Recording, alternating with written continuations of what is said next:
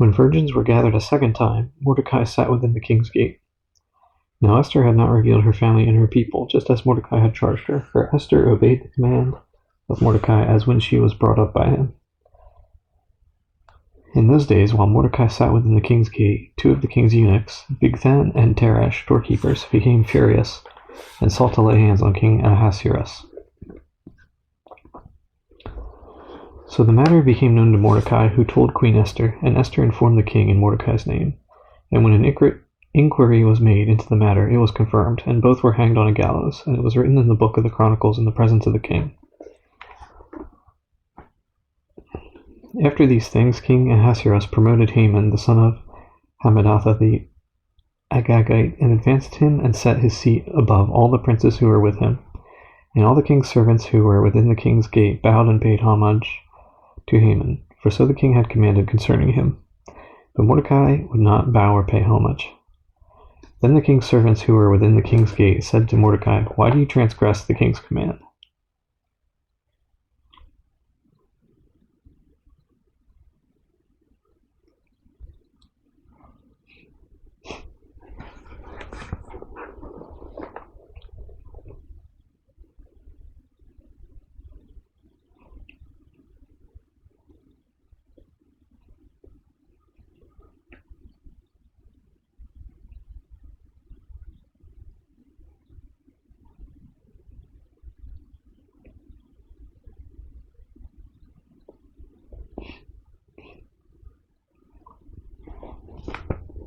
Now it happened when they spoke to him daily, and he would not listen to them, that they told it to Haman to see whether Mordecai's words would stand, for Mordecai had told them that he was a Jew.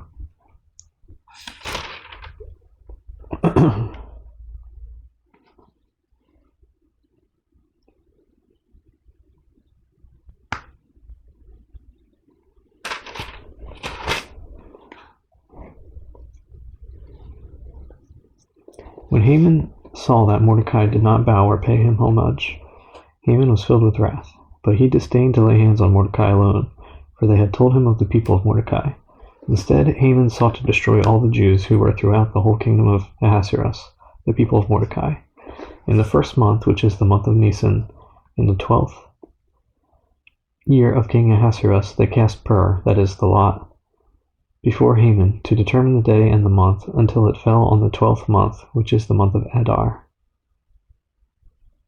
Then Haman said to King Ahasuerus, "There is a certain people scattered and dispersed among the people in all the provinces of your kingdom.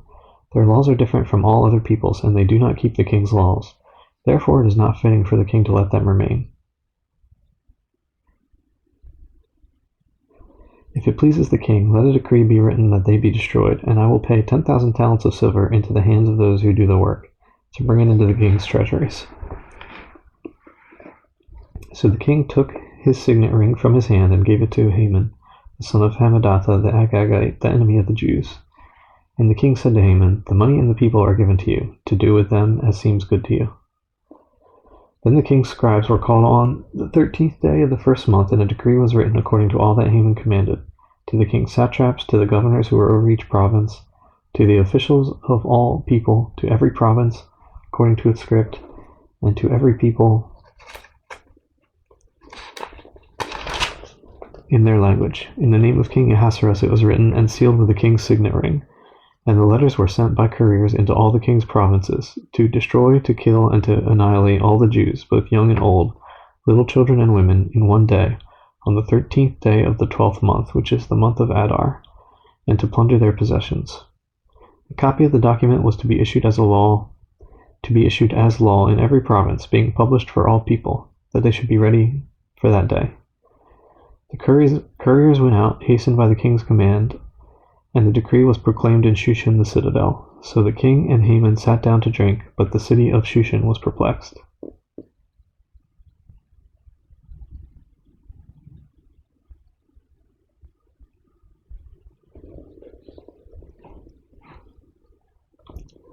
When Mordecai learned all that had happened, he tore his clothes and put on sackcloth and ashes, and went out into the midst of the city. He cried out with a loud and bitter cry. He went as far as the front of the king's gate, for no one might enter the king's gate clothed with sackcloth.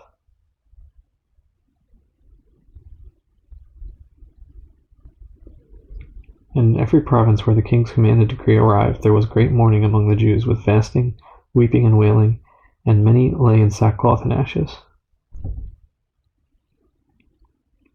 So Esther's maids and eunuchs came and told her, and the queen was deeply distressed.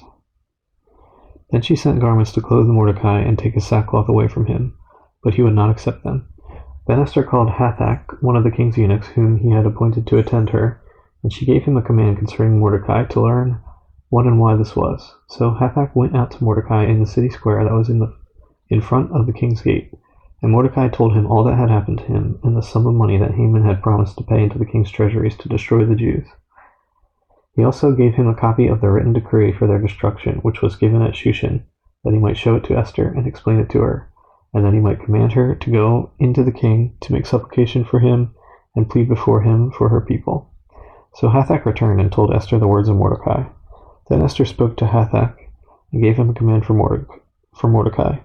All the king's servants and the people of the king's provinces know that any man or woman who goes into the inner court to the king, who has not been called, he has but one law, put all to death, except the one to whom the king holds out the golden scepter, that he may live.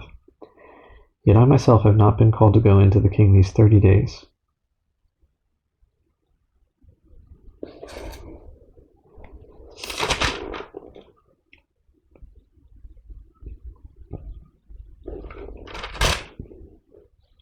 So they told Mordecai Esther's words, and Mordecai told them to answer Esther, Do not think in your heart that you will escape from the king's palace any more than all the other Jews. For if you remain completely silent at this time, relief and deliverance will arise for the Jews from another place, but you and your father's house will perish. Yet who knows whether you have come to the kingdom for such a time as this? Then Esther told them to reply to Mordecai, Go, gather all the Jews who are present in Shushan and fast for me. Neither eat nor drink for 3 days, night or day. My maids and I will fast likewise, and so I will go to the king, which is against the law, and if I perish, I perish. So Mordecai went his way and did according to all that Esther commanded him.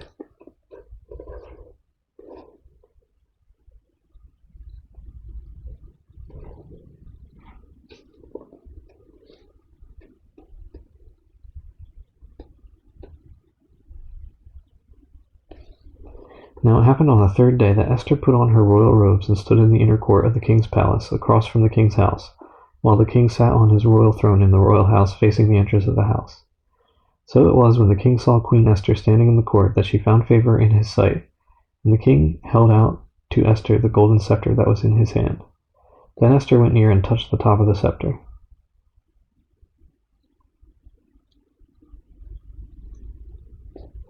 And the king said to her, What do you wish, Queen Esther? What is your request? It shall be given to you, up to half the kingdom. So Esther answered, If it pleases the king, then let the king and Haman come today to the banquet that I have prepared for him. Then the king said, Bring Haman quickly, that he may do as Esther has said.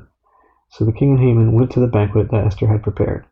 At the banquet of wine the king said to Esther, What is your petition? It shall be granted you. What is your request? Up to half the kingdom. It shall be done. Then Esther answered and said, My petition and request is this. If I have found favor in the sight of the king, and if it pleases the king to grant my petition and fulfill my request, then let the king and Haman come to the banquet which I will prepare for them, and tomorrow I will do as the king has said. So Haman went out that day joyful and with a glad heart. But when Haman saw Mordecai in the king's gate, and that he did not stand or tremble before him, he was filled with indignation against Mordecai. Nevertheless, Haman restrained himself and went home, and he sent and called for his friends and his wife Zeresh. Then Haman told them of his great riches, the multitude of his children, everything in which the king had promoted him, and how he had advanced him above the officials and servants of the king.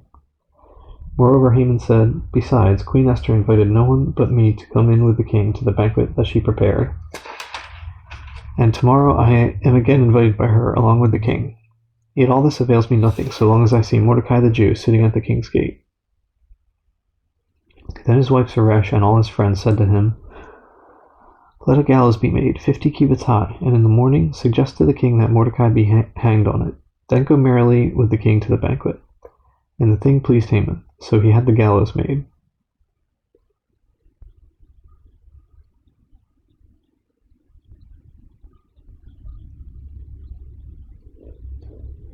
That night the king could not sleep, so one was commanded to bring the book of the records of the Chronicles, and they were read before the king. And it was found written that Mordecai had told of Bigthana and Teresh, two of the king's eunuchs, the doorkeepers, who had sought to lay hands on King Ahasuerus. Then the king said, "What honor or dignity has been bestowed on Mordecai for this?" And the king's servants who attended him said, "Nothing has been done for him." So the king said, "Who is in the court?" Now Haman had just entered the outer court of the king's palace to suggest that the king hang Mordecai on the gallows that he had prepared for him. The king's servants said to him, "Haman is there, standing in the court." And the king said, "Let him come in." So Haman came in, and the king asked him, "What shall be done for the man whom the king delights to honor?" Now Haman thought in his heart, "Whom would the king delight to honor more than me?" And Haman answered the king, "For the man whom the king delights to honor, let a royal robe be brought which the king has worn, and a horse on which the king has ridden, which has a royal crest placed on its head. Then let this robe and horse be delivered into the hand of one of the king's most noble princes, that he may array the man whom the king delights to honor. Then parade him on horseback through the city square, and proclaim before him, 'Thus shall it be done to the man whom the king delights to honor.'"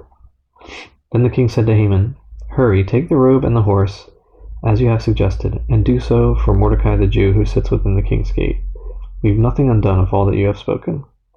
So Haman took the robe and the horse, arrayed Mordecai, and laid him on horseback through the city, and arrayed Mordecai and led him on horseback through the city square, and proclaimed before him, "Thus shall it be done to the man whom the king delights to honor." Afterward Mordecai went back to the king's gate, but Haman hurried to his house, mourning and with his head covered. When Haman told his wife Zeresh and all his friends everything that had happened to him, his wise men and his wife Zeresh said to him, "If Mordecai, before whom you have begun to fall, is of Jewish descent, you will not prevail against him, but will surely fall before him." While they were still talking with him, the king's eunuchs came and hastened to bring Haman to the banquet which Esther had prepared. So the king and Haman went to dine with Queen Esther. And on the second day, at the banquet of wine, the king again said to Esther, "What is your petition, Queen Esther? It shall be granted you. And what is your request? Up to half the kingdom. It shall be done." Then Queen Esther answered and said, If I have found favor in your sight, O king, and if it pleases the king, let my life be given me at my petition, and my people at my request. For we have been sold, my people and I, to be destroyed, to be killed, and to be annihilated. Had we been sold as male and female slaves, I would have held my tongue, although the enemy could never compensate for the king's loss. So King Ahasuerus answered and said to Queen Esther, "Who is he and where is he who would dare or presume in his heart to do such a thing?" And Esther said, "The adversary and enemy is this wicked Haman." So Haman was terrified before the king and queen. Then the king arose in his wrath from the banquet of wine and went into the palace garden. But Haman stood before Queen Esther, pleading for his life, for he saw that evil was determined against him by the king.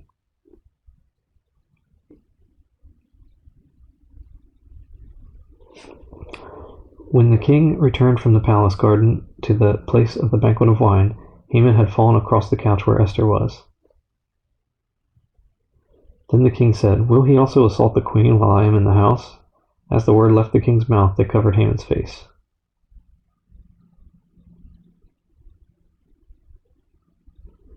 Now Harbona, one of the eunuchs, said to the king, "Look, the gallows 50 cubits high, which Haman made for Mordecai, who spoke good on the king's behalf, is standing at the house of Haman."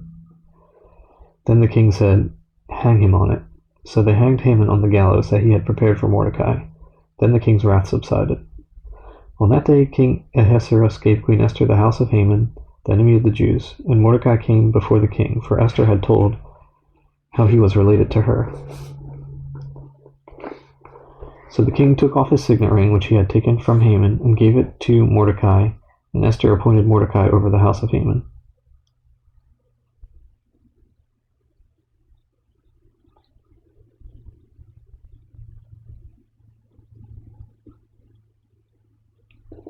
Now Esther spoke again to the king, fell down at his feet, and implored him with tears to counteract the evil of Haman the Agagite and the scheme which he had devised against the Jews. And the king held out the golden scepter toward Esther. So Esther arose and stood before the king, and said, "If it pleases the king, and if I have found favor in his sight, and the thing seems right to the king, and I am pleasing in his eyes, let it be written to revoke the letters devised by Haman, the son of Hammedatha the Agagite, which he wrote to annihilate the Jews who are in all the king's provinces. For how can I endure to see the evil that will come to my people?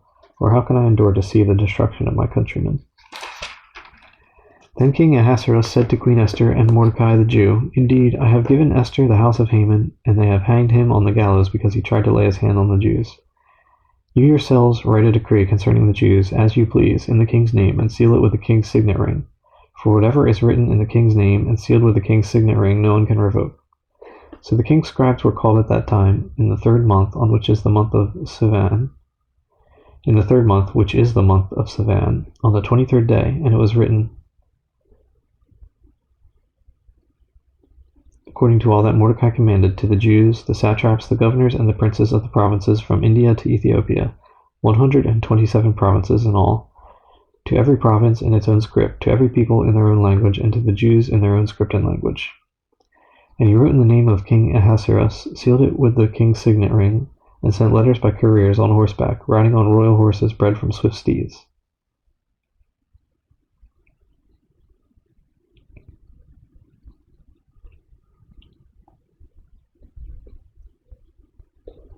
By these letters the king permitted the Jews who were in every city to gather together and protect their lives, to destroy, kill, and annihilate all the forces of any people or province that would assault them, both little children and women, and to plunder their possessions, on one day in all the provinces of King Ahasuerus, on the 13th day of the 12th month, which is the month of Adar. A copy of the document was to be issued as a decree in every province and published for all people, so that the Jews would be ready on that day to avenge themselves on their enemies. The couriers who rode on royal horses went out, hastened and pressed on by the king's command, and the decree was issued in Shushan the citadel. So Mordecai went out from the presence of the king in royal apparel of blue and white, with a great crown of gold and a garment of fine linen and purple. And the city of Shushan rejoiced and was glad. The Jews had light and gladness, joy and honor. And in every province and city where the king's command and decree came, the Jews had joy and gladness, a feast and a holiday. Then many of the people of the land became Jews, because fear of the Jews fell upon them.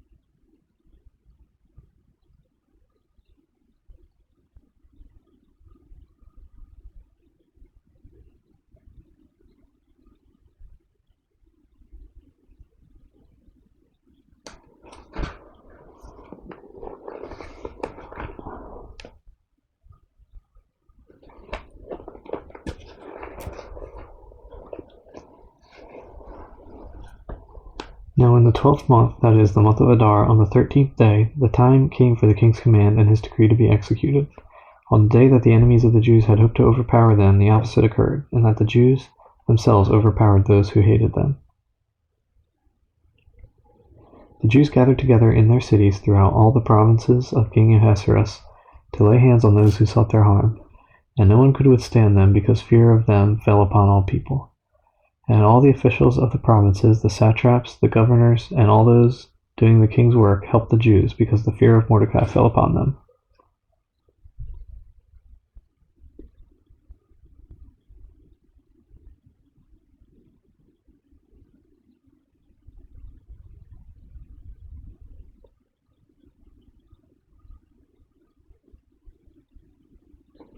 For Mordecai was great in the king's palace, and his fame spread throughout all the provinces. For this man Mordecai became increasingly prominent.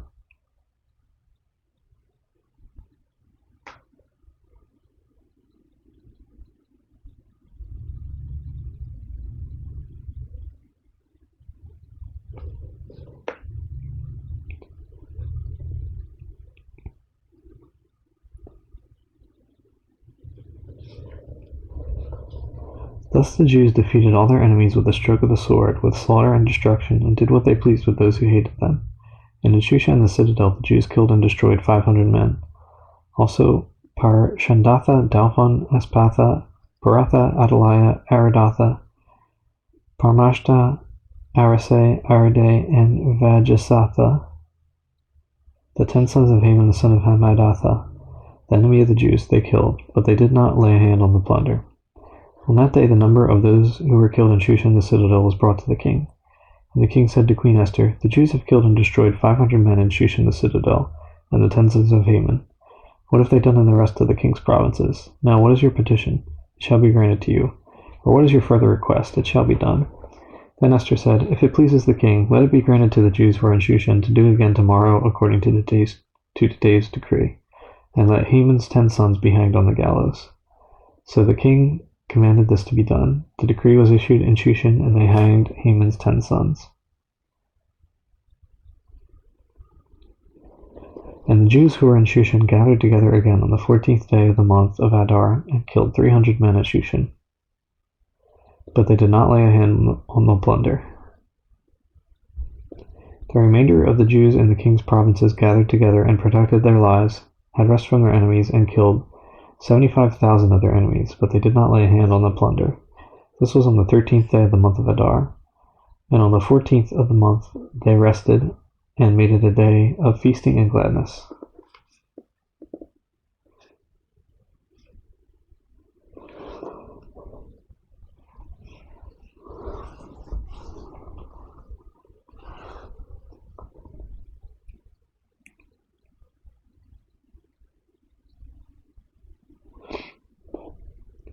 But the Jews who were at Shushan assembled together on the 13th day as well as on the 14th day, and on the 15th day of the month they rested, and made it a day of feasting and gladness.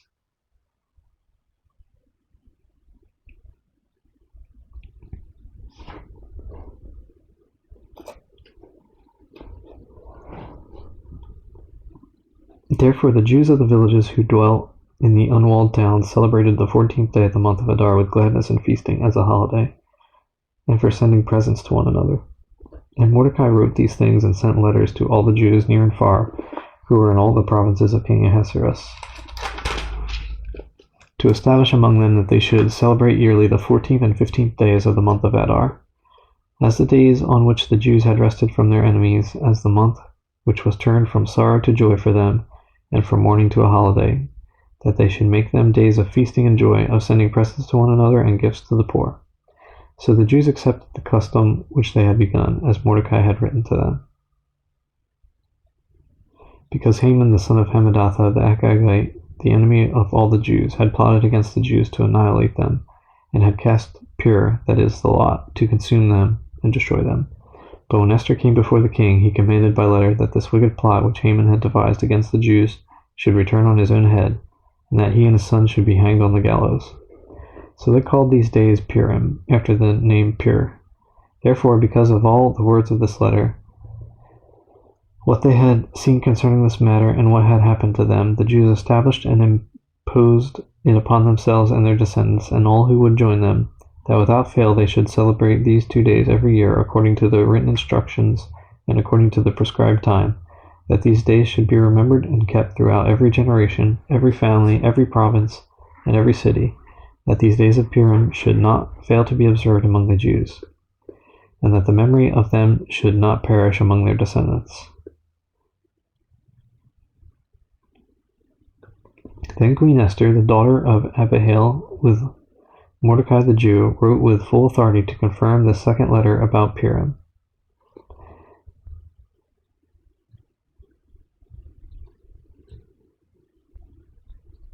And Mordecai sent letters to all the Jews, to the 127 provinces of the kingdom of Ahasuerus, with words of peace and truth, to confirm these days of Purim at their appointed time, as Mordecai the Jew and Queen Esther had prescribed for them, and as they had decreed for themselves and their descendants concerning matters of their fasting and lamenting.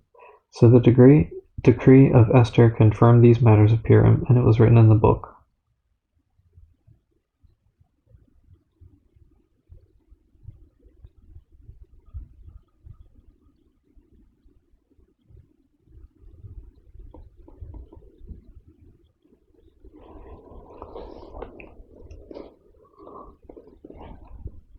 And King Ahasuerus imposed tribute on the land and on the islands of the sea.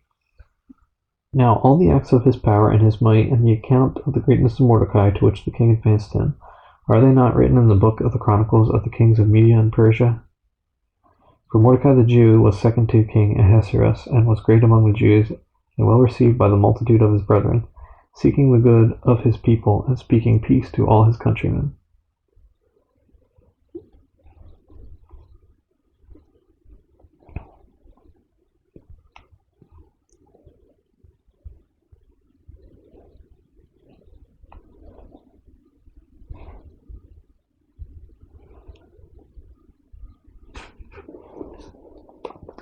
Job.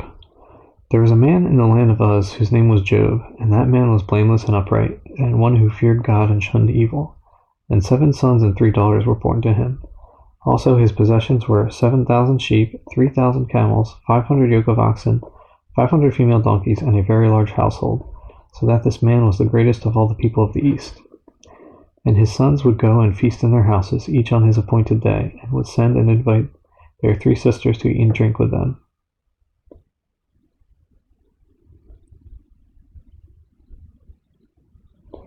So it was when the days of feasting had run their course that Job would send and sanctify them, and he would rise early in the morning and offer burnt offerings according to the number of them all. For Job said, "It may be that my sons have sinned and cursed God in their hearts." Thus Job did regularly.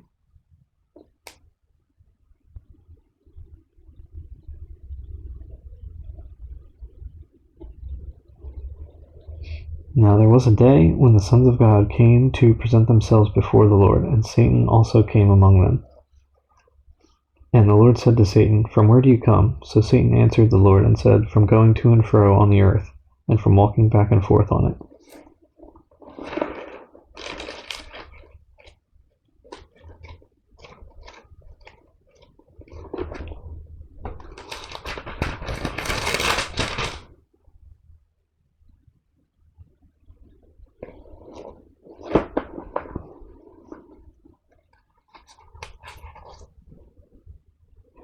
Then the Lord said to Satan, "Have you considered my servant Job, that there is none like him on the earth, a blameless and upright man, one who fears God and shuns evil?"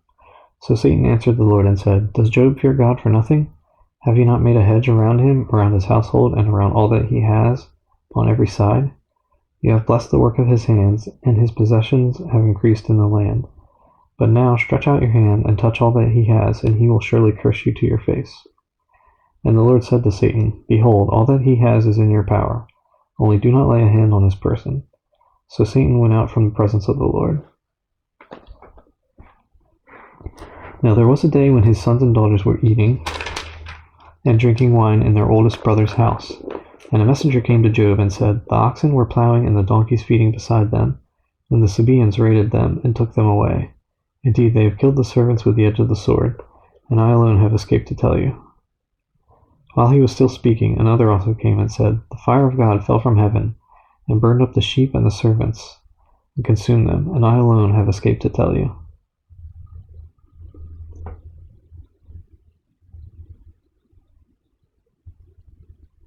While he was still speaking, another also came and said, "The Chaldeans formed 3 bands, raided the camels and took them away, yes, and killed the servants with the edge of the sword, and I alone have escaped to tell you."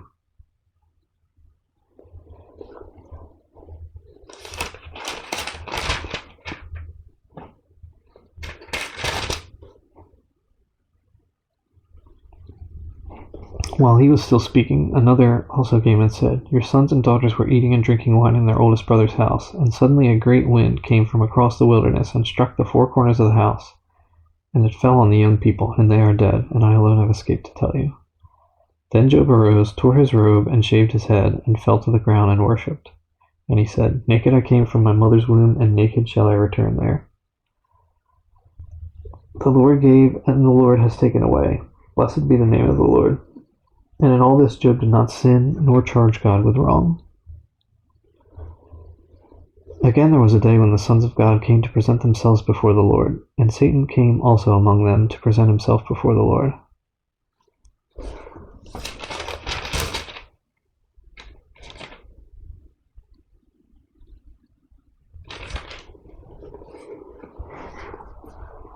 And the Lord said to Satan, "From where do you come?" Satan answered the Lord and said, "From going to and fro on the earth, and from walking back and forth on it."